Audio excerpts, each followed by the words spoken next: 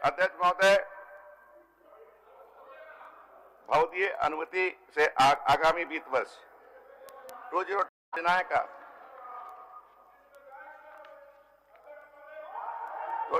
का कृषि कार्यों के साथ समेकन किया जाएगा। ग्रामीण अर्थव्यवस्था को बढ़ावा देने के लिए इस बजट में ग्रामीण विकास विभाग, जल संसाधन विभाग, कृषि पशुपालन विभाग, सहकारिता विभाग यह हेतु समेकित रूप से लगभग 18,653 करोड़ रुपए का प्रावधान किया जा रहा है, जो ऐसी विषम परिस्थितियों के बावजूद वित्तीय वर्ष 2020-21 से लगभग 11% अधिक है। अध्यक्ष महोदय, हमारी सरकार सतत एवं समावेशी विकास के लिए प्रतिबद्ध है। यह बजट लोक केंद्रित और सामाजिक सुरक्षा को नया आयाम देने वाला है। सभी को भोजन, सुलभ एवं गुणवत्तापूर्ण स्वास्थ्य सेवा, शिक्षा, शुद्ध पेयजल एवं स्वच्छता तथा आवास जैसे न्यूनतम बुनियादी आवश्यकताओं की पूर्ति के साथ साथ ग्रामीण विकास, रोजगार सृजन एवं शहरी सुविधाओं के उन्नयन हेतु इस बजट में प्रभावी कदम प्रस्तावित किए जा रहे हैं। अध्यक्ष महोदय, ग्रामीण क्षेत्रों में स्वयं सहायता समूह, सेल्फ हेल्प ग्रुप के सुदृढ़ीकरण हेतु भी हमारी सरकार प्रयासरत है। स्वयं सहायता समूहों को राशि अनुदान उपलब्ध कराते हुए उनकी उद्यमिता में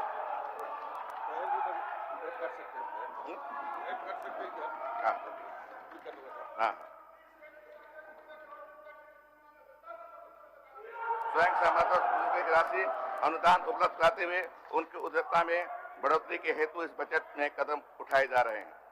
संस्थागत मापदंड स्थापित करते हुए हम कौशल विकास की योजनाओं को संचालित कर रहे हैं। बजट के माध्यम से प्रभावी सामाजिक सुरक्षा तंत्र तथा गुणवत्तापूर्ण स्वास्थ्य सेवा के लिए भी राशि उपबंधित है। अध्यक्ष महोदय, अनुसूचित जनजाति, अनुसूचित जाति एवं अन्य पिछड़ा वर्ग के छात्रों को बेहतर शिक्षा उपलब्ध कराने के निमित्त योजनाएं चलाई जा रही हैं तथा विशेष स्कूलों एवं छात्रावासों का संचालन किया जा रहा है। यद्यपि कोविड-19 जनित परिस्थितियों ने हमारे राजस्व संग्रह को संकुचित किया है, तथापि हमारी सरकार ने सामाजिक प्रक्षेत्र के दायरे को बढ़ाने के साथ साथ पूंजीगत आधारभूत संरचना की उपलब्धता सुनिश्चित करने हेतु समुचित प्रयत्न किए हैं। पूंजीगत आधारभूत संरचना में भी सामाजिक अवसंरचना पर विशेष बल दिया जा रहा है। अध्यक्ष महोदय, कोविड हमारी महामारी जनित संकट के मध्य जब राज्य को केंद्र से सुनिए भाई जब राज्य को केंद्र से अतिरिक्त आर्थिक सहायता अपेक्षित थी, ऐसे समय में राज्य को केंद्रीय करों से मिलने वाले हिस्सेदारी में भी कमी देखने को मिली। समझ साथ ही इस विषम परिस्थिति में राज्य के समेकित निधि से डीवीसी के बकाये की सीधी कटौती कर ली गई, जिससे राज्य के वित्तीय भार में वृद्धि हुई। आपको याद होगा, एक बार आरबीआई द्वारा 477 करोड़ और दूसरी बार 714 करोड़ सीधे राशि सरकार का काट दिया गया। इन विपरीत परिस्थितियों के बीच जन कल्याण एवं विकास कार्यों की गति को बनाए रखने के लिए बेहतर वित्तीय प्रबंधन सरकार ने FRBM एक्ट के दायरे में रहते हुए अपने ऋण लेने की क्षमता बढ़ाने का निर्णय लिया है। इस बढ़ी हुई ऋण क्षमता का प्रयोग सामाजिक एवं आर्थिक आधारभूत संरचना से विकास एवं निर्माण में किया जाएगा, जैसे ग्रामीण एवं शहरी क्षेत्रों में रोजगार के नए अवसर सृजित होंगे। इस पहल का अधिकांश लाभ समाज के अंतिम पायदान एवं हाशिए पर खड़ी जनता को प्राप्त होगा। अध्यक्ष महोदय, मैं सदन को अवगत कराना चाहता हूं कि संचित ऋणों का मूलधन एवं ब्याज भुगतान सरकार के व्यय का बड़ा भाग होता है, जो अन्य विकासात्मक प्रक्षेत्रों पर होने वाले व्यय को संकुचित करता है। वित्तीय वर्ष 2020-21 में हमारी सरकार ने भविष्य में आने वाले ऋण भारों को के मोचन हेतु निक्षेप निधि कंसोलिडेटेड सिंकिंग फंड, ये नई व्यवस्था वर्तमान सरकार कर रही है, आपको समझना चाहिए। मैं पहली बार 303.87 करोड़ 303 करोड़ 87 लाख रुपए का निवेश किया है, जिससे राज्य की क्रेडिट रेटिंग बढ़ेगी। यदि पूर्व के सरकारों ने पहले, इसको भी सुन लीजिए, यदि पूर्व के सरकारों ने पहले से ही इस कोष में निवेश किया होता तो कोविड-19 के कारण राजस्व क्षति को सिंकिंग फंड में निवेशित राशि के से काफी हद तक कम किया जा सकता था। आगामी वित्तीय वर्ष के लिए इस कोष में 472 करोड़ रुपए का प्रावधान किया जा रहा है, जो ब्याज भुगतान की सतता एवं बेहतर वित्तीय प्रबंधन में एक कड़ी है। इससे आने वाली पीढ़ी पर इन ऋणों का कम से कम भार पड़ेगा। राज्य सरकार के समक्ष प्रस्तुत सभी चुनौतियों के बावजूद ब्याज राजस्व प्राप्ति अनुपात हमने 8.06% पर बनाए रखा है। अध्यक्ष महोदय, सदन के माध्यम से राज्य को सूचित करते हुए अत्यंत हर्ष का अनुभव हो रहा है कि सरकार वित्तीय वर्ष 2021-22 में पहली बार परिणाम बजट, आउटकम बजट, अब इसको हमें समझना होगा आउटकम बजट क्या है।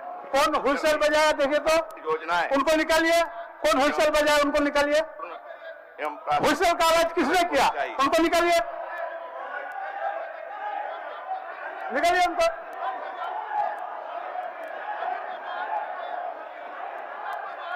हुइसल कौन बजाया, उनको निकालिए। पढ़िए पढ़िए मंत्री जी, पढ़िए।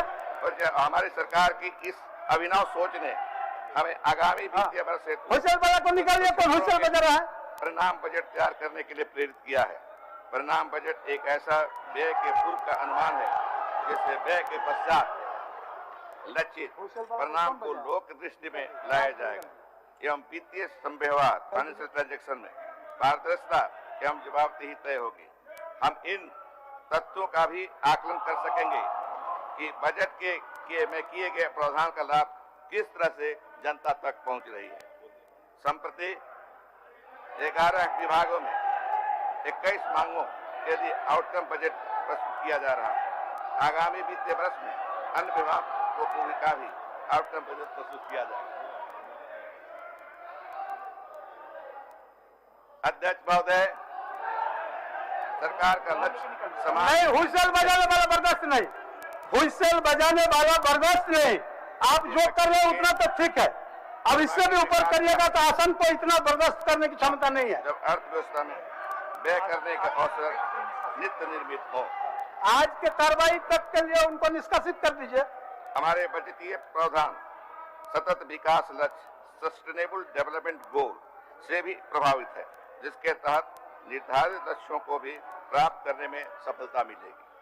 महोदय, वित्तीय वर्ष 2021-22 के लिए मैं सदन के समक्ष राज्य का सकल बजट 91,217 करोड़ रुपए का अनुमान प्रस्तुत कर रहा हूं, जिसमें राजस्व व्यय के लिए 75,755 करोड़ 1 लाख रुपए एवं पूंजीगत व्यय के लिए 15,521 करोड़ 99 लाख रुपए का प्रस्ताव है।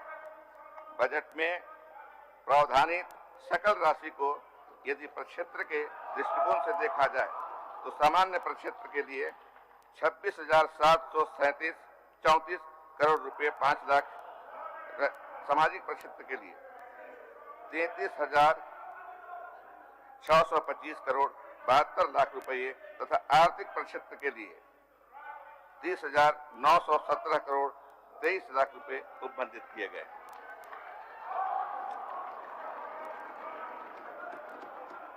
बजट में प्रावधानित राशि के लिए निधि की व्यवस्था पर मैं सदन का ध्यान आकर्षित करना चाहूंगा।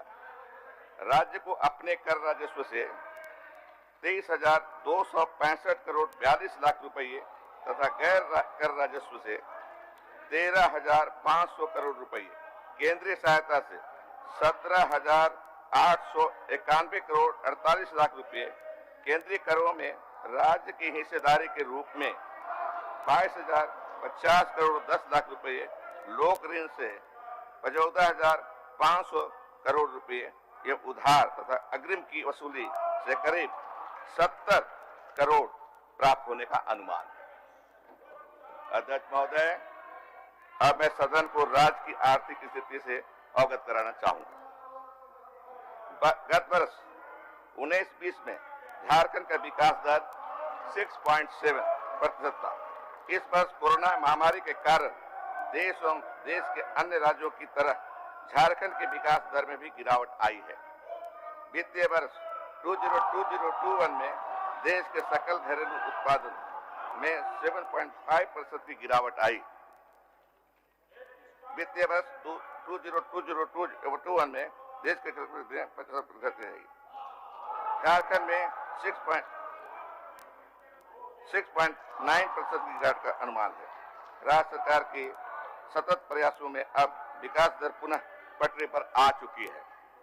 दूरदर्शी नीतिगत सुधारों के फलस्वरूप वित्तीय वर्ष 2021-22 में विकास दर 9.5% होने का अनुमान है।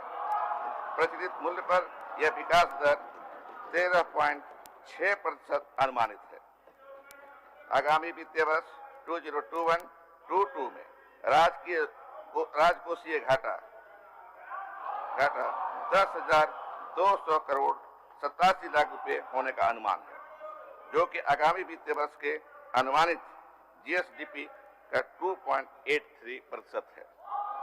अध्यक्ष महोदय, सदन के सहयोग से राज्य के विकास रथ को आगे लाने के लिए मैं वित्तीय वर्ष 2021-22 के बजट में विभिन्न क्षेत्रों में सरकार द्वारा तैयार किए गए महत्वपूर्ण प्रस्तावों को संक्षिप्त विवरणी प्रस्तुत करता हूं। अध्यक्ष, हमारे राज्य की 75% आबादी कृषि एवं संबंधित क्षेत्र पर निर्भर है। कृषकों के लिए राज्य सरकार द्वारा झारखंड कृषि ऋण माफी योजना लाई गई है। फिर से सुनिए, कृषकों के लिए राज्य सरकार द्वारा झारखंड कृषि ऋण माफी योजना लाई गई। एक किसान, हमारे किसान, झारखंड के किसान मांग करते रहे कि हम कर्ज के बोझ से लदे हुए हैं, हमारे लोन की माफी की जाए, लेकिन पिछली सरकार ने एक नहीं सुनी। लेकिन इस सरकार ने शुरू से ही तय कर लिया कि हम किसानों का ऋण माफ करते हैं। इस योजना का शुभारंभ दिनांक 1/2/2021 को आयोजित राज्य स्तरीय कार्यशाला में जामताड़ा जिले से किया गया। झारखंड कृषि ऋण माफी योजना अंतर्गत वित्तीय वर्ष 2021-22 में 1200 करोड़ का बजटीय उपबंध प्रस्तावित है। इसके अतिरिक्त कुछ नई योजनाएं भी लाई गई हैं। समेकित बिरसा ग्राम विकास योजना के तहत प्रत्येक जिले से ग्राम का चयन करते हुए बिरसा ग्राम के रूप में नामित किया जाएगा। इस योजना के अंतर्गत किसान सर्विस सेंटर की स्थापना कर कृषक समूह को प्रशिक्षित करते हुए कृषि के विभिन्न आयामों को जोड़ते हुए कृषकों को बाजार उपलब्ध कराया जाएगा। ये नई योजना है, जिससे कृषकों की आय में बढ़ोतरी होगी। इस हेतु आगामी वित्तीय वर्ष 2021-22 में 61 करोड़ रुपए का उपबंध प्रस्तावित है।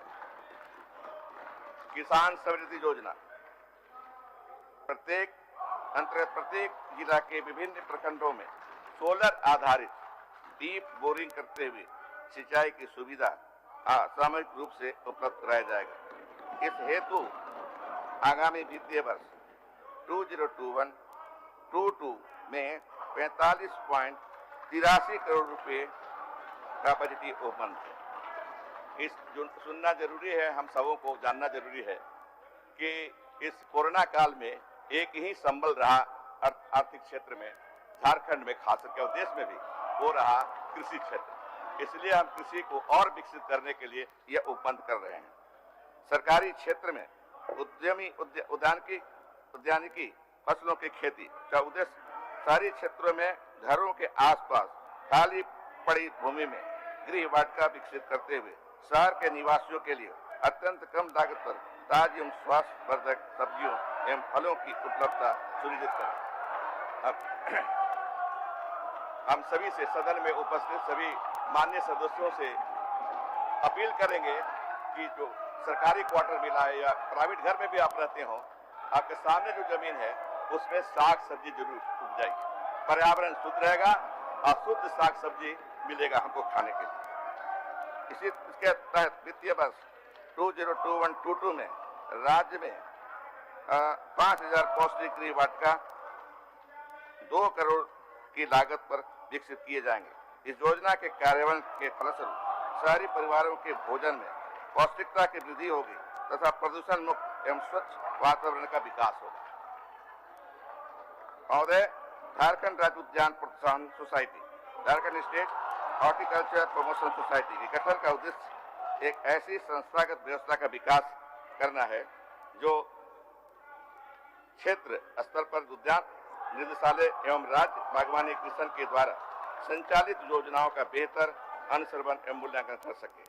इस सोसाइटी के गठन के फलस्वरूप पर्याप्त संख्या में तकनीकी रूप से सक्षम मानव बल की सेवा प्राप्त की जा सकेगी एवं योजनाओं के बेहतर अनुश्रवण के फलस्वरूप बजटीय आवंटन का समुचित उपयोग हो सकेगा एवं योजनाएं ससमय पूर्ण हो सकेगी।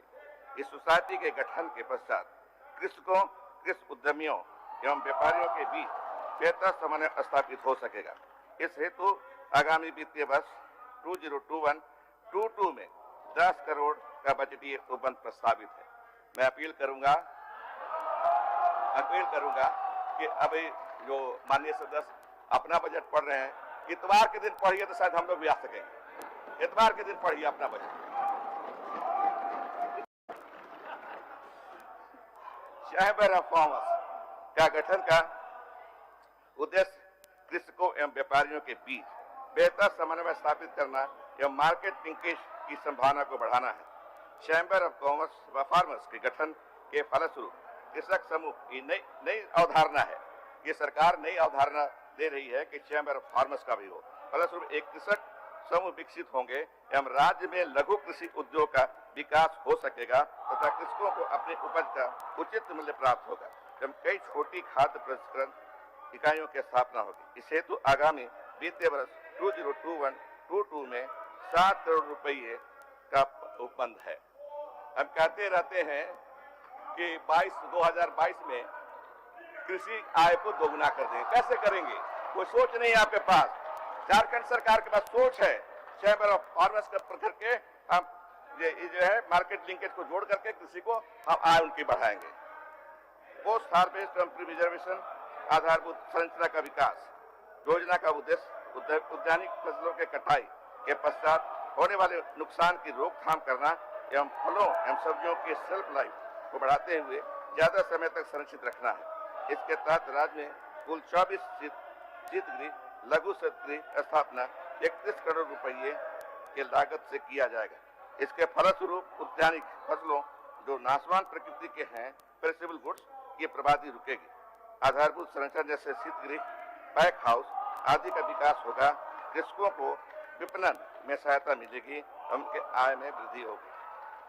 महोदय, प्रधानमंत्री फसल बीमा योजना के अंतर्गत असंतोषजनक प्रदर्शन को दृष्टिगत रखते हुए झारखंड राज्य फसल राहत योजना का संचालन वित्तीय वर्ष 2021 से किया जा रहा है। इसलिए किया जा रहा है प्रधानमंत्री फसल बीमा योजना के तहत हम लोगों ने पाया कि फायदा बीमा कंपनियों को होता था, किसानों को नहीं होता था। इसलिए हम लोग ने अपना रास्ता अलग बनाया और ये फसल राहत योजना की स्थापना की।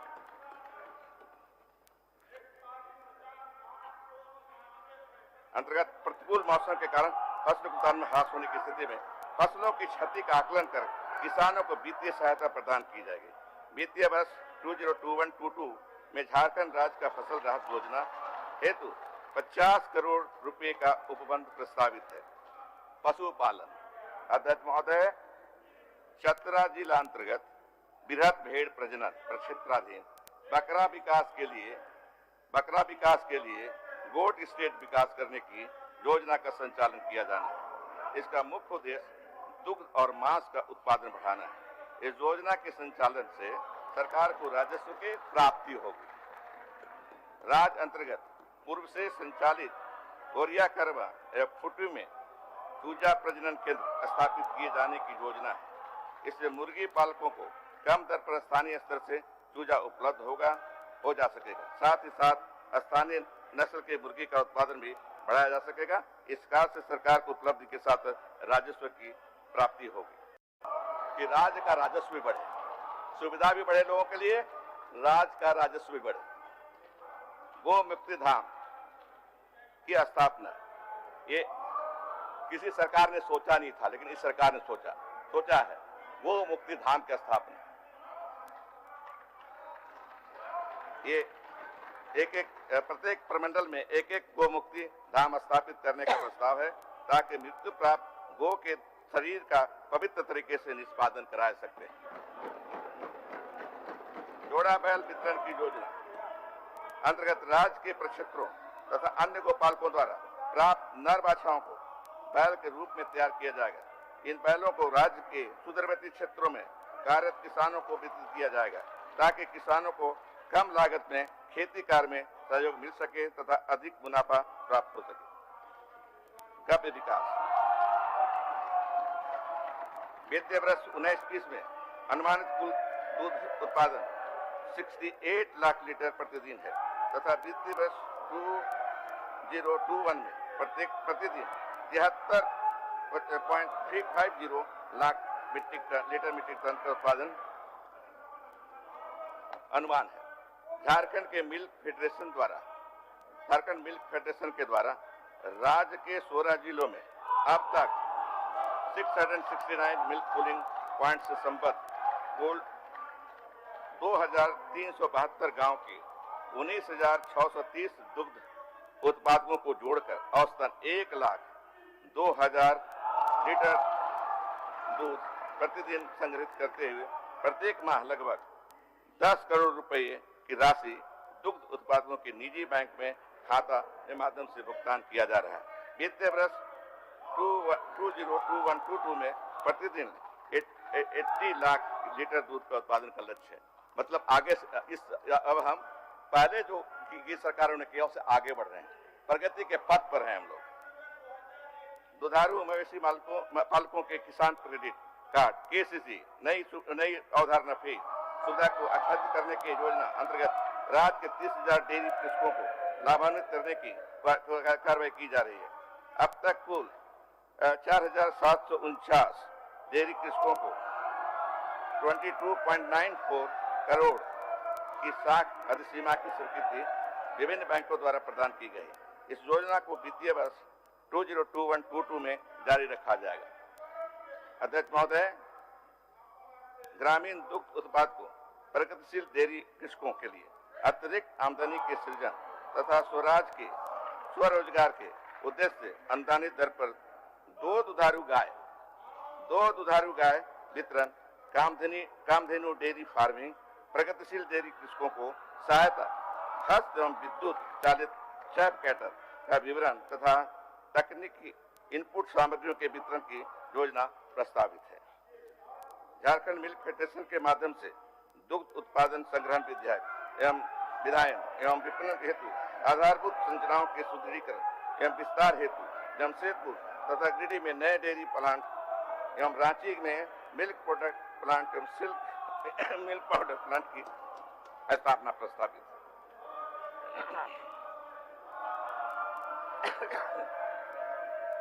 अध्यक्ष महोदय, राज्य के युवाओं को स्वरोजगार एवं जनता को मछली के रूप में सुपाच्य एवं उत्तम प्रोटीन की उपलब्धता सुनिश्चित कराना तथा एवं मत्स्य उत्पादन को लगातार बढ़ाना सरकार का सर्वोपरि लक्ष्य है। चालू वित्तीय वर्ष में सभी स्रोतों से मछली उत्पादन के कुल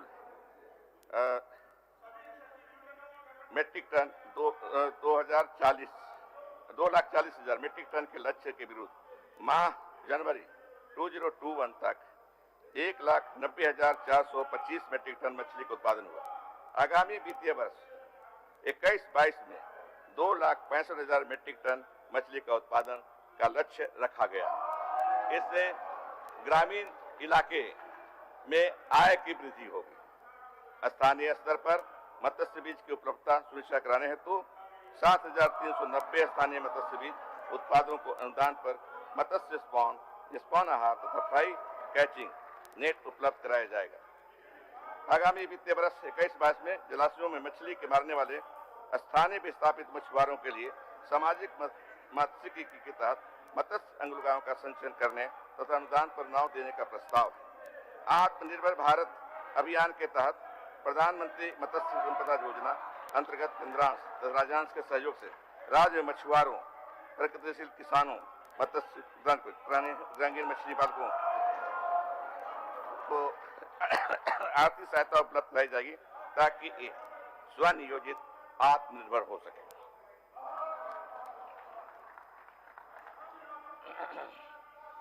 अध्यक्ष महोदय, कृषि पशुपालन एवं सहकारिता विभाग द्वारा चलाई जा रही विभिन्न योजनाओं से 11 लाख से अधिक नागरिक आच्छादित हैं।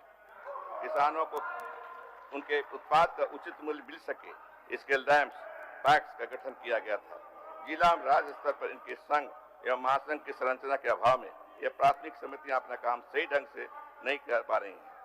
वित्तीय वर्ष 21-22 में कृषि एवं लघु वन उपज के संग्रहण, व्यापार प्रसंस्करण सुनिश्चित कराने हेतु राज्य स्तरीय महासंघ गठित करने का प्रस्ताव। सिंचाई। अध्यक्ष महोदय, कृषि में सिंचाई का आवश्यकता है महत्व तथा झारखंड के सिंचित क्षेत्र को बढ़ाने के उद्देश्य से राज्य के संथाल परिणत क्षेत्र में आदिवासी बहुल दुमका जिले के अंतर्गत भूमिगत पाइपलाइन के माध्यम से मसलिया मेगालिफ्ट सिंचाई योजना का कार्यान्वयन आगामी वर्ष 21-22 में प्रारंभ किए जाने का कार्यक्रम निर्धारित है। इससे जिले के बहुत बड़े भूभाग को सुनिश्चित सिंचाई सुविधा उपलब्ध कराते हुए कृषकों के आर्थिक एवं सामाजिक विकास का मार्ग प्रशस्त होगा। वर्षों पूर्व निर्मित जीर्ण शीर्ण योजनाएं। सुनिए भाई, आपके समय की बात है ये। वर्षों पूर्व निर्मित जीर्ण शीर्ण योजनाओं के विकास, पुनरुद्धार एवं आधुनिकीकरण के कार्यक्रम को आगे बढ़ाते हुए 12 पुरानी सिंचाई योजनाओं के नहरों के लाइनिंग का कार्य आगामी वर्ष में कराए जाने का लक्ष्य है।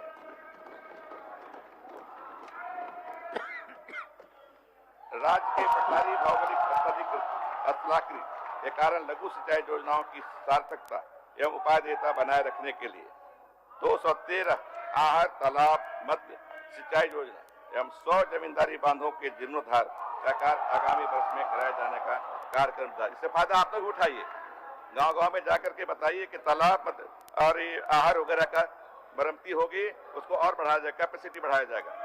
ग्रामीण विकास। अध्यक्ष महोदय, ग्रामीण क्षेत्रों में निधि की त्वरित एवं सुलभ उपलब्धता हेतु राज्य के सखी मंडलों को इस वर्ष करीब 449 करोड़ रुपये चक्रीय निधि, सामुदायिक निवेश निधि तथा 546 करोड़ रुपये क्रेडिट लिंकेज के रूप में उपलब्ध कराया गया। आगामी वित्तीय वर्ष में 50,000 सखी मंडलों को सक्रिय निधि एवं 20,000 सखी मंडलों को सामुदायिक निधि उपलब्ध कराने की योजना है। जवाहर परियोजना के अंतर्गत अब तक कुल 3,921 उत्पादक समूह का निर्माण किया जा चुका है तथा इसके माध्यम से 2,13,000 परिवारों को विभिन्न उत्पादनों के लिए जोड़ा गया है। आगामी वित्तीय वर्ष 21-22 में कुल 4,000 उत्पादक समूह का निर्माण किया जाना है, जिसके माध्यम से 2,10,000 परिवारों को विभिन्न उत्पादनों से जोड़ा जाएगा। फूलो झानो आशीर्वाद योजना नई चीज है साहब, सुनिए। अंतर्गत करीब 15,063 महिलाओं को विगत 4 माह में हड़िया दारू निर्माण, सुन लो भाई, सुनिए भाई, हड़िया 4 माह में हड़िया दारू निर्माण एवं बिक्री के कार्य से मुक्त कराकर आजीविका के विभिन्न साधनों से जोड़ा गया। वर्ष में हड़िया दारू बेचने के कार्य में मजबूरी बस लगी शेष महिलाओं को भी आजीविका के विभिन्न साधनों से इस योजना के तहत जोड़ा जाएगा। एक सामाजिक परिवर्तन, आर्थिक के साथ साथ सामाजिक परिवर्तन लाया जा रहा है। मनरेगा योजना प्रारंभ होने के पश्चात पहली बार राज्य हेतु निर्धारित मानव दिवस योजना सृजन के लक्ष्य का 3 बार पुनरीक्षण किया गया। इस रूरल डिस्ट्रिक्ट के समय ग्रामीणों को रोजगार उपलब्ध कराने हेतु वर्तमान में 1,150 लाख मानव दिवस सृजन किया गया। वर्तमान वित्तीय वर्ष में 4,17,875 योजनाओं को पूरा किया गया। कुल 8,84,270 योजनाओं पर कार्य जारी है।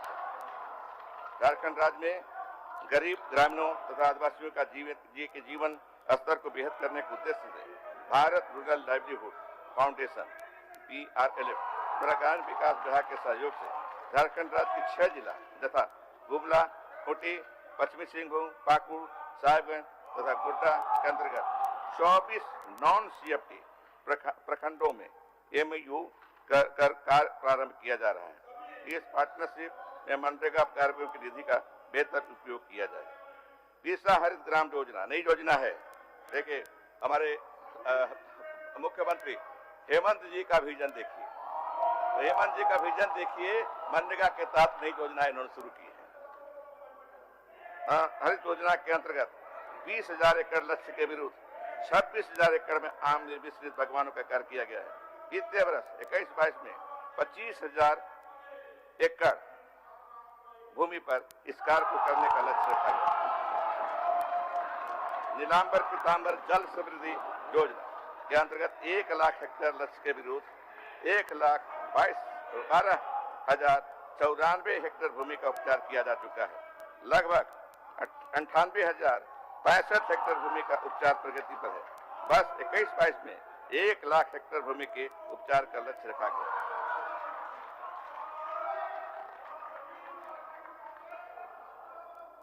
सुनिए भाई, बाबा साहब भीमराव अंबेडकर आवास योजना, बाबा साहब के नाम से तो चुप रहिए कम से कम। बाबा साहब अंबेडकर आवास योजना अंतर्गत 32,244 आवास स्वीकृत करते हुए 23,331 आवास पूर्ण किया गया है। आगामी वित्तीय वर्ष 21-22 में 3,000 नए आवास बनाने का लक्ष्य है। पक्का आवास की उपलब्धता सुनिश्चित कराने हेतु वित्तीय वर्ष 20-21 के भौतिक लक्ष्य 4,22,000 आवासों के विरुद्ध अब तक 3,35,000 आवास स्वीकृत एवं 37,981 आवास पूर्ण किए गए। आगामी वित्तीय वर्ष 21-22 में 2,45,000 नए आवास बनाए जाएंगे।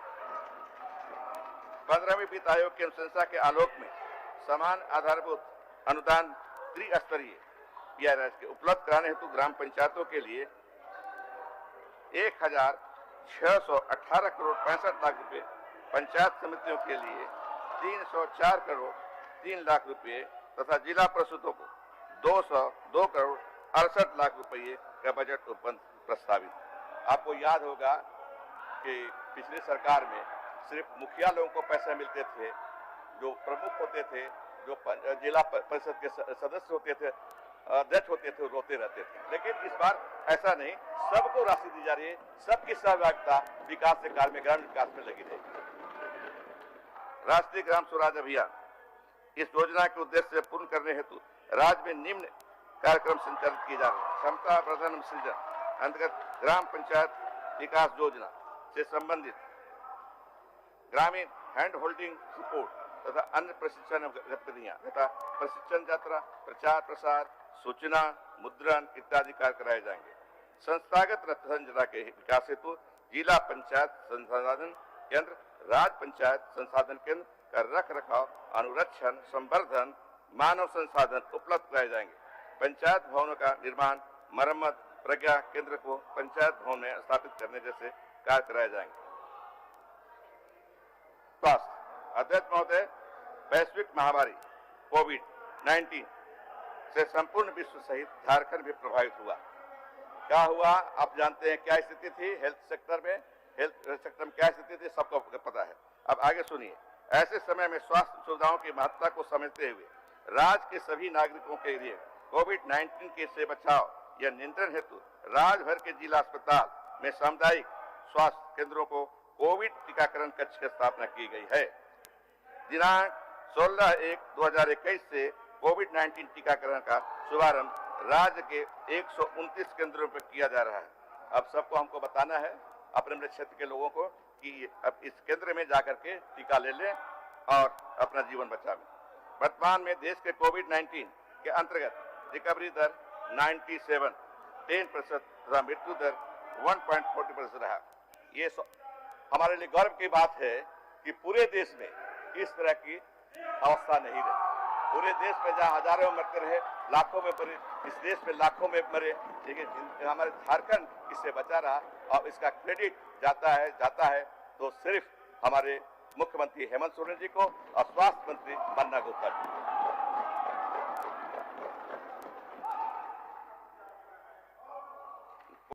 नागरिकों को उपलब्ध कराने हेतु राज्य स्तर, जिला स्तर तथा प्रखंड स्तर पर टास्क फोर्स का गठन किया गया। प्रथम चरण में सभी स्वास्थ्यकर्मी तथा फ्रंटलाइन वर्कर को वैक्सीन को उपलब्ध कराया गया।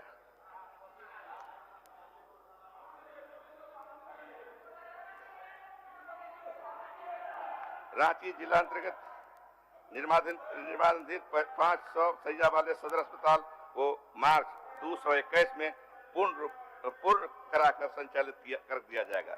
जब गुजरते हैं सदर अस्पताल से, बिल्डिंग देखते हैं तो पूछता है लोग कि कब शुरू होगा, तो शुरू होने जा रहा है मार्च महीना में।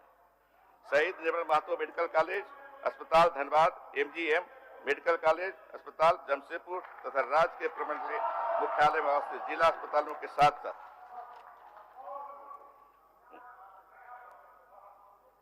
राज्य के खाद्य आपूर्ति अध्यक्ष महोदय, स्वस्थ समाज की परिकल्पना का आधार उचित पोषण एवं पर्याप्त खाद्य आपूर्ति। राज्य सरकार इस हेतु योजनाएं चला रही है। इस कड़ी में गुरुजी किचन योजना नामक एक नई योजना वर्ष 21-22 से शुरू की जाएगी। गुरुजी किचन योजना अंतर्गत वर्तमान में चलाए जा रहे दाल भात केंद्रों के अतिरिक्त भोजन में विविधता, गुणवत्ता एवं स्वच्छता को बेहतर करने से उद्देश्य नए भोजन केंद्रों की स्थापना की जाएगी। हम भी जाते थे बसिया में, तो वहीं से मुख्यमंत्री दाल भात में ही खा लेते थे 5 रुपया में। राष्ट्रीय खाद्य सुरक्षा अधिनियम के अंतर्गत जन वितरण प्रणाली दुकानदारों में आर्थिक समानता लाने के उद्देश्य से दुकानदार राशन कार्ड की संख्या में रैशनलाइज करने का प्रस्ताव है। वित्तीय वर्ष 21-22 में इस कार्य को पूरा कर लिया जाएगा। राष्ट्रीय खाद्य सुरक्षा अधिनियम से आच्छादित लाभुकों की सम्मानजनक स्थिति सुनिश्चित करने के उद्देश्य से अनुदानित दर पर धोती, साड़ी एवं लुंगी का वितरण किया जाएगा। जरूरी है, ये सरकार न सिर्फ रोजी देगी, रोटी भी देगी और वस्त्र भी देगी, शिक्षा भी देगी, स्वास्थ्य भी रहेगा, पेयजल एवं स्वच्छता।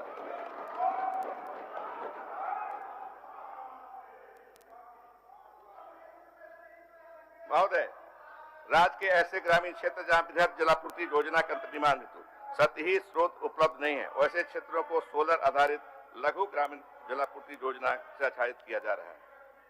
जल जीवन मिशन के तहत 15,000 एकड़ ग्रामीण जलापूर्ति योजनाओं का निर्माण किया जा रहा है।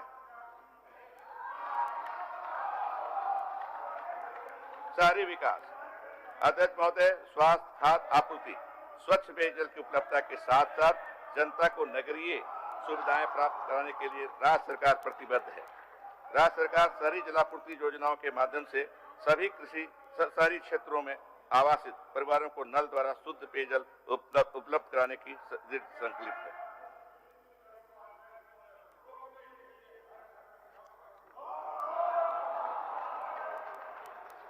महोदय, नगरीय क्षेत्रों में बढ़ती आबादी को स्वच्छ वातावरण उपलब्धता के लिए ठोस अपशिष्ट प्रबंधन सॉलिड वेस्ट मैनेजमेंट से संबंधित 24 नगर निकायों की नियुक्ति कर दी गई है।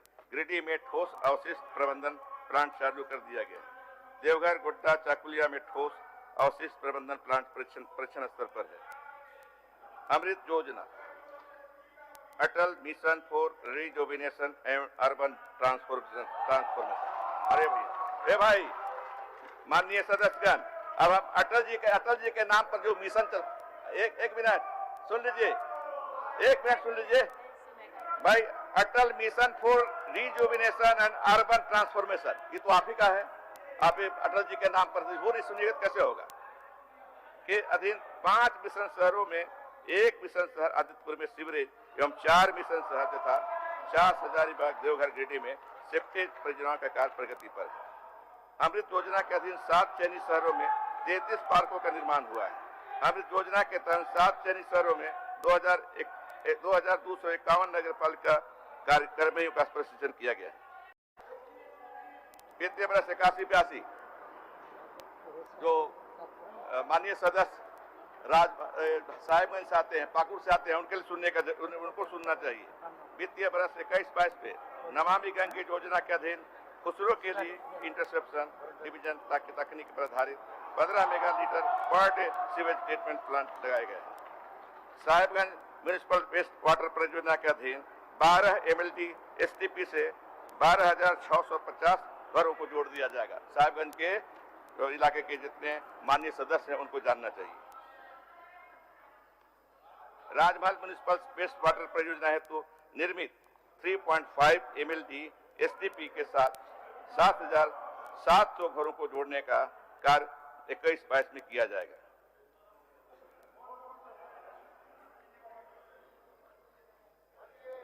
अब कल्याण का सुन लीजिए। अध्यक्ष महोदय, झारखंड के अनुसूचित जनजाति, अनुसूचित जाति एवं अन्य पिछड़े वर्ग के अल्पसंख्यकों आदि के कल्याण हेतु राज्य सरकार प्रतिबद्ध है, जो आप नहीं थे शायद। इन समुदायों के समुचित एवं समग्र विकास के लिए सरकार द्वारा अनेक योजनाएं चलाई जा रही हैं। मरंगोम के जयपाल सिंह मुंडा पारदेशी छात्रवृत्ति योजना, ये सुनिए, आप इसका प्रचार भी कीजिए और अपने क्षेत्र के छात्रों को इससे लाभान्वित कीजिए। योजना अंतर्गत राज्य के अनुसूचित जनजाति के अधीन 10 युवाओं को देश से बाहर United kingdom of great Britain एवं नॉर्दर्न आयरलैंड के चयनित विश्वविद्यालयों संस्थानों तथा कैम्ब्रिज विश्वविद्यालय, ऑक्सफोर्ड विश्वविद्यालय आदि के चयनित उच्च स्तरीय कोर्स तथा मास्टर्स MPhil ग्रहण करने हेतु वित्तीय सहायता प्रदान करने का लक्ष्य है। मुझे अफसोस है कि मैं पहले जन्म ले लिया, आज रहता विद्यार्थी रहता तो मैं भी इसका लाभ उठाता। आप इसको ध्यान में रखिए, इसको प्रचार कीजिए और अपने क्षेत्र के मेधावी छात्रों को इसका फायदा उठवाइए। शिक्षा को बढ़ावा देने हेतु प्री मैट्रिक प्रशिक्षकोत्तर छात्रवृत्ति योजना का संचालन किया जा रहा है। वर्तमान में विभाग द्वारा 143 आवासीय विद्यालयों का संचालन किया जा रहा है, जिनमें से 7 एकलव्य एवं 11 आश्रम विद्यालय हैं। भारत सरकार द्वारा राज्य के 69 प्रखंडों हेतु सभी कुल 69 एकलव्य विद्यालयों की स्थापना की जा रही है। ये सुनिए, आप ही का है, भारत सरकार दे रही है, इसलिए आपको सुनना चाहिए। राज्य के समस्त आवासीय विद्यालयों के संचालन हेतु एक सोसाइटी जो इन विद्यालयों के सफल संचालन का कार्य करेगी का गठन का प्रस्ताव है। शहीद ग्राम विकास योजना का मुख्य उद्देश्य जनजातीय शहीद जो अंग्रेजों के खिलाफ आजादी की लड़ाई लड़ते हुए अपने प्राणों की आहुति दिए हैं कि जन्म स्थली को आदर्श ग्राम के रूप में विकसित करना है।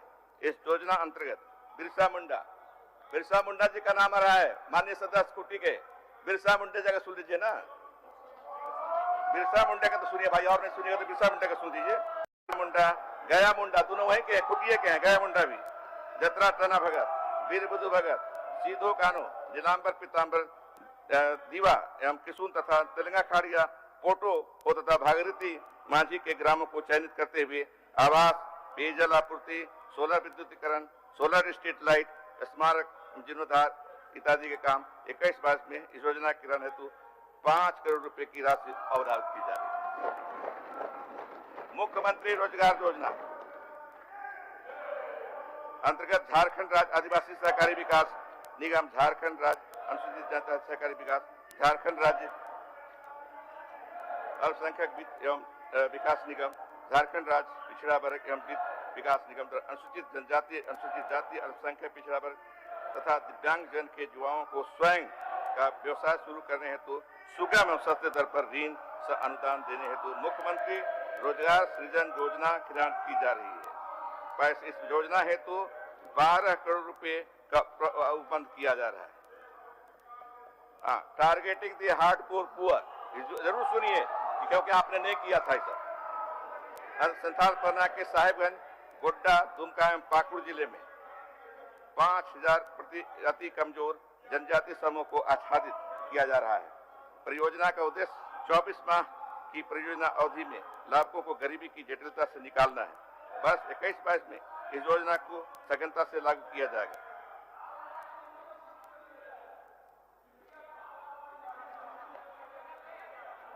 समाज कल्याण। महोदय, राज्य में महिलाओं एवं बच्चों का कल्याण राज्य सरकार की प्राथमिकता में शामिल है।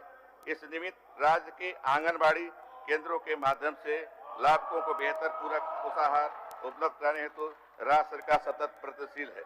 आगामी वित्तीय वर्ष से राज्य द्वारा 6 से 36 माह के बच्चों, 6 से 72 माह के कुपोषित बच्चों, गर्भवती महिलाओं एवं धात्री माताओं को मशीनी परिष्कृत पूरक पोषाहार उपलब्ध कराने की राज्य सरकार की योजना है। नया चीज है, सुन लीजिए, इसमें कुल 24.14 लाख लाभुकों को लाभान्वित करने का लक्ष्य है, जिस पर 500 करोड़ रुपए खर्च आने की संभावना है।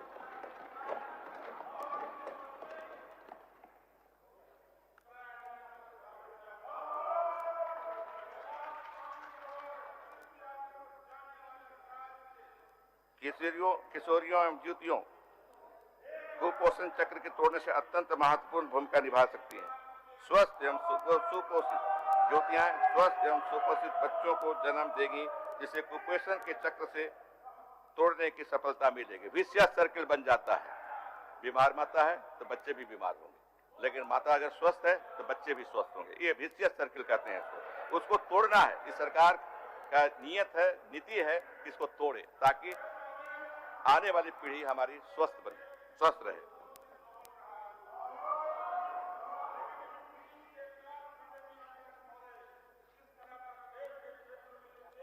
आप सुनिए, 50 से ऊपर, 60 से ऊपर वृद्धजन के लिए क्या व्यवस्था है। राज्य के वृद्धजनों को होने वाले विभिन्न समस्याओं का यथा चिकित्सा, सुरक्षा, संरक्षण, विधिक आवश्यकता से संबंधित समस्याओं के समाधान के लिए सरकार द्वारा वृद्धजनों हेतु वर्ष 21-22 में एक हेल्पलाइन केंद्र स्थापित करने का प्रस्ताव है, जो वृद्धजनों की विभिन्न समस्याओं के समाधान में वृद्धजनों एवं संबंधित सरकारी एजेंसी के बीच समन्वय एवं संपर्क कार्य करेगी। आगामी वित्तीय वर्ष 21-22 में गरीब, असहाय एवं दुर्गम क्षेत्र में रहने वाले वृद्धजनों को चलंत वाहन के माध्यम से चिकित्सीय सुविधा उपलब्ध कराने की भी योजना है। अध्यक्ष महोदय, हमारी सरकार राज्य में सार्वभौमिक पेंशन योजना, यूनिवर्सल पेंशन स्कीम शुरू करने जा रही है। इसका क्या माने होगा, क्या असर होगा, ये सुने। इसके अंतर्गत सभी जरूरतमंद वृद्ध, विधवा, दिव्यांग एवं अनाथ आच्छादित होंगे। अब तक इस योजना के अंतर्गत सीमित लक्ष्य तय होने के कारण कई जरूरतमंदों को लाभ नहीं मिलता। इसका फायदा उठाइए। अपने क्षेत्र में जितने 60 साल से ऊपर के लोग हैं, गरीब हैं, उनके लिए पेंशन कार्ड बनवाइए।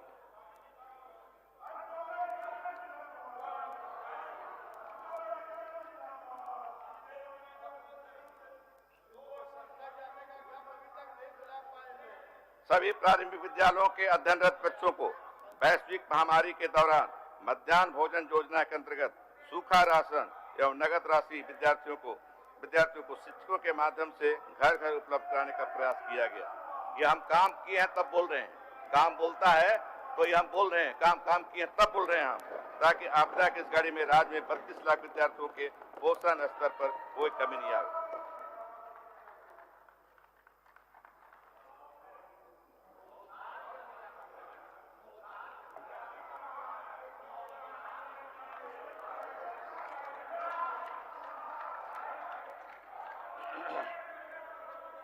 महोदय, मुख्यमंत्री स्वच्छ विद्यालय पुरस्कार के अंतर्गत राज्य में 928 विद्यालयों में 5 स्टार तथा 5,668 विद्यालयों ने 4 स्टार प्राप्त कर स्वच्छता एवं गुणवत्ता के पैमाने पर महत्वपूर्ण उपलब्धि हासिल की। विद्यालय से बाहर रह गए बच्चों, ड्रॉप आउट जिसको बोलते हैं, तो विद्यालय से जोड़ने हेतु राज्यव्यापी सर्वेक्षण का व्यापक अभियान चला कर बच्चों को चिन्हित किया जा रहा है तथा डहर ऐप्स के माध्यम से इन बच्चों को डेटाबेस तैयार करते हुए उनके शिक्षण मुख्य धारा के विद्यालयों को ठहराव हेतु आवश्यक। ये ड्रॉप आउट की समस्या झारखंड में बहुत है, इसलिए अगर सुनेंगे, इस पर लागू कराएंगे अपने अपने क्षेत्र में, तो हमारे सभी बच्चे, सभी क्षेत्र के बच्चे शिक्षित होंगे और शिक्षित होंगे तो भविष्य में समर्थ भी होंगे। हमको सबको समर्थ बनाना है, सभी नागरिक को, इसलिए जरूर इसको कीजिए। गुणवत्ता शिक्षा को सुनिश्चित करने हेतु ज्ञान सेतु एवं ज्ञानोदय कार्यक्रम संचालित किए जा रहे हैं तथा आगे भी इसे जारी रखने की योजना है।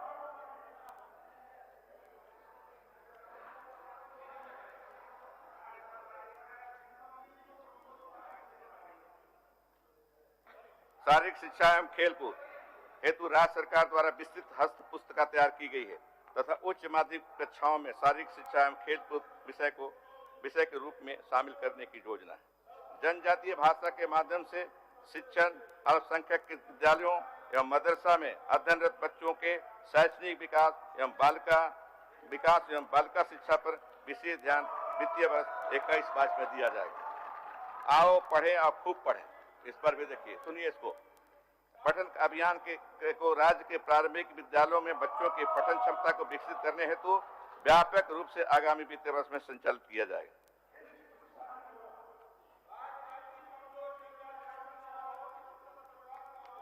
महोदय, झारखंड असंगठित कर्मकार सामाजिक सुरक्षा योजना के तहत असंगठित कर्मकार सामाजिक सुरक्षा अधिनियम 2008 की धारा 3 की उपधारा में निहित प्रावधानों के अनुसार असंगठित क्षेत्र के मजदूरों के लिए 5 योजनाएं यथा असंगठित कर्मकार मृत्यु, दुर्घटना सहायता योजना, अंत्येष्टि सहायता योजना, असंगठित कर्मकारों के बच्चों के लिए मुख्यमंत्री छात्रवृत्ति योजना, कौशल उन्नयन योजना एवं चिकित्सा सहायता की योजना संचालित है। प्रवासी कर्मकारों के निबंधन की प्रक्रिया को ग्राम पंचायत के स्तर पर करने की संबंधित योजना है। बंधुआ मजदूरों का पुनर्वास, ये भी सुनिए, बंधुआ मजदूर के लिए प्रत्येक जिला में 10 लाख रुपए का कॉर्पस फंड का गठन कर लिया गया है। इस कोष से विमुक्त कराए गए बंधुआ श्रमिकों को अविलंब सहायता राशि उपलब्ध कराने की योजना है।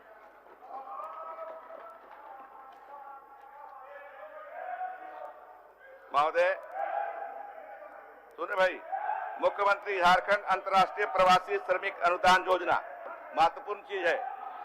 आप कहते हैं कि बाहर चले गए, दूसरे देश में चले गए और फंस गए, उसके लिए सरकार क्या कर रही है? हेमंत जी की सरकार को सुनना चाहिए और इससे अपने क्षेत्र के श्रमिक भाइयों को फायदा उठाना चाहिए। इस योजना के अंतर्गत विदेश प्रवास पर गए श्रमिकों की असामयिक मृत्यु होने पर उनके आश्रितों को एक मुश्त 5 लाख रुपया, नहीं सुनिएगा तो कहां से बताइएगा। अब उनकी तरफ से बहुत गए हैं बाहर, अरबियन कंट्री में गए, हम जानते हैं। अगर कुछ हो गया तो 5 लाख रुपए मिलेगा उनको, तो सुन लीजिए। अध्यक्ष महोदय, राज्य के विकास के लिए स्किल्ड वर्कफोर्स के साथ उद्योगों का विकास अति आवश्यक है। उद्योगों के स्थापना एवं विकास से रोजगार के नए अवसर भी सृजित होंगे, इसलिए सरकार प्रयासरत है आगामी वित्तीय वर्ष 21-22 में 5000 युवक युवतियों को PM एम्प्लॉयमेंट जनरेशन प्रोग्राम योजना के तहत स्वरोजगार हेतु लाभान्वित किया जाएगा।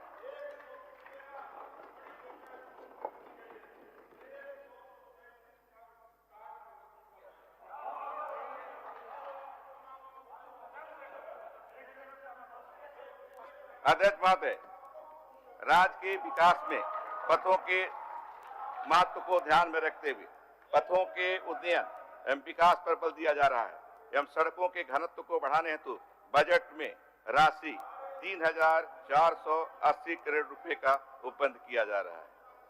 आगामी वित्तीय वर्ष में पथ निर्माण विभाग में निम्नांकित महत्वपूर्ण कार्य प्रस्तावित हैं, इसको सुन लीजिए।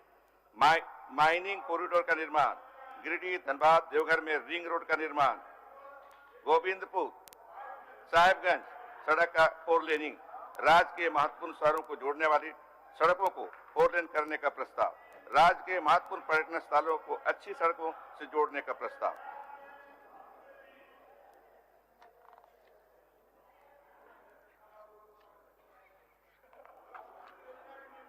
अध्यक्ष महोदय, राज्य के आर्थिक विकास में ऊर्जा की महत्वपूर्ण भूमिका है। राज्य में गुणवत्तापूर्ण निर्बाध विद्युत आपूर्ति करना वर्तमान सरकार का लक्ष्य है। सरकार द्वारा ऊर्जा क्षेत्र में कई महत्वपूर्ण निर्णय लेते हुए ऊर्जा उत्पादन, संचरण एवं वितरण हेतु अनेक योजनाएं राज्य में संचालित की गई हैं। राज्य में निर्बाध बिजली आपूर्ति बहाल करने के लिए बुनियादी ढांचों को मजबूत एवं विकसित किया जा रहा है। इसके अंतर्गत केंद्र संपोषित स्कीम, राज्य स्कीम एवं विश्व बैंक संपोषित स्कीम क्रियान्वित है। मीटरिंग एवं एनर्जी अकाउंटिंग योजना के तहत IIT उपभोक्ताओं को एचडी उपग्रहों को मेन और चेक मीटर से जोड़ने, एबीटी मीटर स्थापित करने तथा सभी फीडर एवं वितरण ट्रांसफार्मर के मीटर स्थापित करने की योजना है।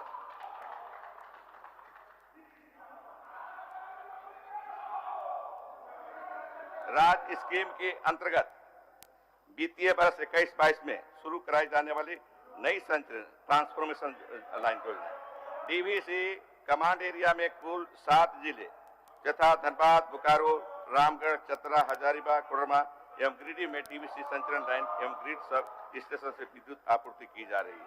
बराबर धमकी डीवीसी देता है कि हम लाइनें नहीं देंगे, बिजली नहीं देंगे, उसी का उपाय हो रहा है।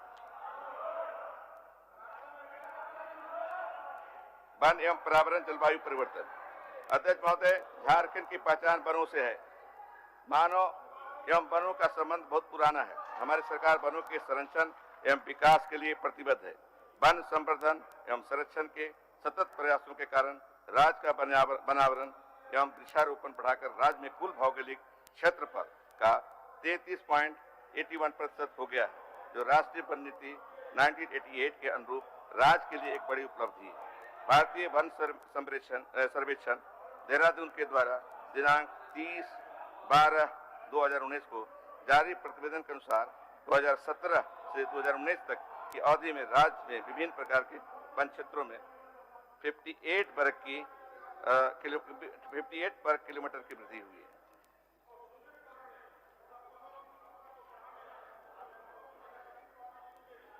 शहरी क्षेत्र को हरा भरा करने हेतु शहरी वानिकी योजना नामक हुई योजना की शुरुआत वित्तीय वर्ष 21-22 में प्रारंभ हो जाएगी। इस योजना के तहत महत्वपूर्ण राज्य के शहरी क्षेत्रों में उपलब्ध भूमि एवं सड़क किनारे वृक्षारोपण का कार्य किया जाएगा तथा शहरी क्षेत्र में निर्मित पार्कों के विकास एवं रख रखाव का कार्य भी किया जाएगा, ताकि आम जनों को प्राकृतिक वातावरण के साथ साथ मनोरंजन के साधन उपलब्ध हो सके। विधि व्यवस्था में संवेदनशील प्रशासन, अध्यक्ष महोदय, राज्य का विकास एवं पूंजी निवेश आकर्षित करने हेतु विधि व्यवस्था एवं संवेदनशील प्रशासन की भूमिका अहम है और सुरक्षित वातावरण अनिवार्य शर्त है। गृह, कारा एवं आपदा प्रबंधन विभाग के अंतर्गत गृह एवं कारा विभाग प्रभाग के लिए वित्तीय वर्ष 21-22 में 476.80 करोड़ रुपए की राशि का उपबंध किया जा रहा है। राज्य के युवक जो वामपंथ उग्रवादियों के प्रभाव में आकर भटक गए हैं, उन्हें मुख्य धारा में लाने का प्रयास किया जाएगा, ताकि वे एक सामान्य जीवन जी सकें तथा राज्य के विकास में अपना योगदान दे सकें। जिन इलाकों को उग्रवाद की चंगुल से मुक्त कराया जा चुका है, वहां विकास की गति में तेजी लाई जाएगी, ताकि उग्रवाद वहां दोबारा पैर नहीं पसार सके। जो इलाके आज भी वामपंथ उग्रवाद से ग्रसित हैं, उन इलाकों को अभियान और विकास के माध्यम से वामपंथ उग्रवाद के प्रभाव से मुक्त कराया जाएगा।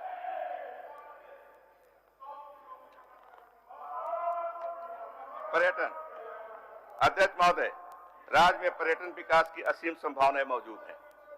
परिवहन के साधनों की तुलना उपलब्धता से राज्य में पर्यटन उद्योग के विकास में सहायता मिलेगी एवं लोगों को रोजगार के अतिरिक्त अवसर उपलब्ध होंगे।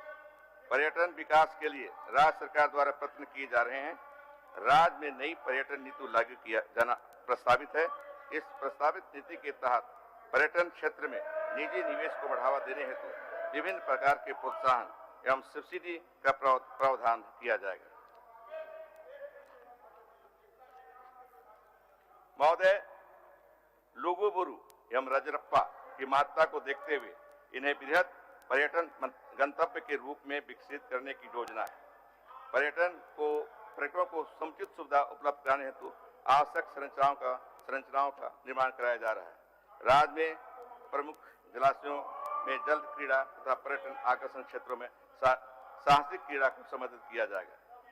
राज्य के प्रमुख पर्यटन गंतव्यों की ओर जाने वाले राजमार्गों का करने वाले पर्यटकों की सुविधा के निमित्त पर्यटक सुविधा केंद्र का विकास किया जाना प्रस्तावित है।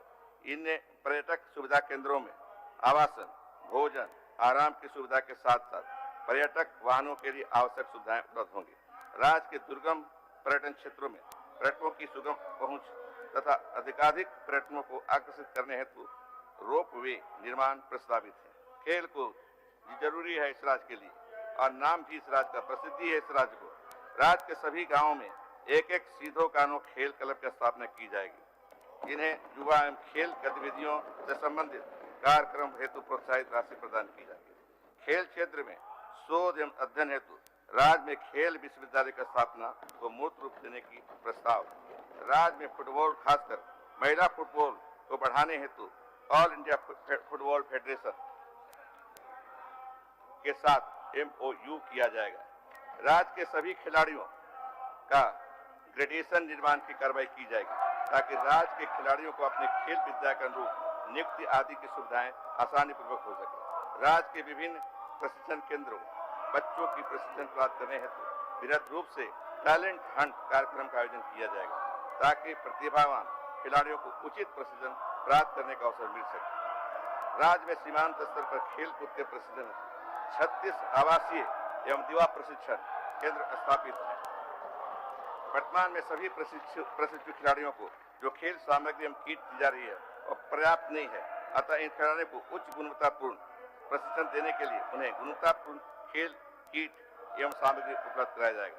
कला एवं संस्कृति राज्य के 9 क्षेत्रीय जनजातीय भाषा तथा नागपुरी, कुरुमाली, खोरठा, हो, संथाली, कुड़ुक, मुंडारी, खड़िया एवं पंचपर्गनीय भाषाओं हेतु एक एक भाषा केंद्र स्थापित किया जाएगा। सभी पर्यटन क्षेत्रों में सांस्कृतिक कार्यक्रम या प्रदर्शन के माध्यम से स्थानीय सांस्कृतिक कलाओं को प्रदर्शन पर जोर दिया जाएगा।